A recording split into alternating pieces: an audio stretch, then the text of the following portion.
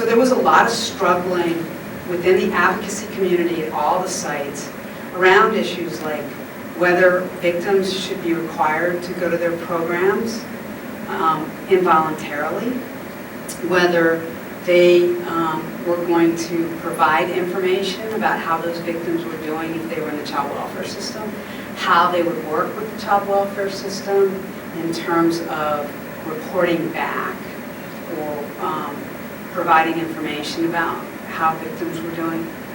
So there was a lot of things that they were that they had to react to. And so what we were able to do and what the advocates were able to do for themselves is to kind of take a step back and look at some of these issues that they were kind of reacting to and bring them together and talk about them, and so that they could be more proactive, that they could try to do some strategic planning, that they could do some thinking about issues like what is the impact on kids and what do kids need, and what do they feel comfortable with doing with child welfare, and what don't they feel comfortable doing. Coming into this project, the DV community was set against mandated services, so there was a lot of cross-training on what that was, and cross-systems discussions, and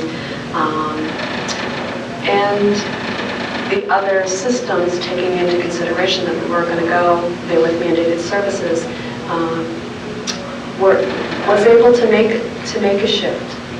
Occasionally we do get a mandated service, but most of the time it's we wound up changing the way we connect our DV specialist with a client.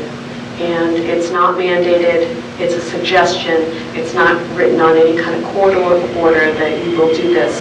Doing it this way, I think we're able to reach clients, at least we're able to make the connection with them, and that provides them with a much better understanding of the position and the confidentiality that a client would have. The DV community was not necessarily in agreement and adamant about not accepting or embracing mandated services. It was one of those places where we did have a difference of opinion, but reached an agreement for a position for our community. To look at how to improve the response to child maltreatment and maintain victim safety at the same time was something that a lot of domestic violence advocates were struggling with. They felt like they didn't necessarily know how to safely make a mandated report. Knowing that the Child Protection Services so often are going to charge the mother with failure to protect, they were nervous to even bring that woman and that family to that system. So really wanting to provide advocates with a guide to safely do that. So basically the purpose of the manual was a manual that was driven or was for domestic violence service providers to improve their response to child maltreatment. I think it's important to recognize that it's not a dichotomy. You're not choosing one client versus another. You're not choosing a child versus a mother. You're choosing safety for battered women and their children, so that if that is the governing principle, then you can report child maltreatment if a child is being abused at the same time that you're still supporting the mother.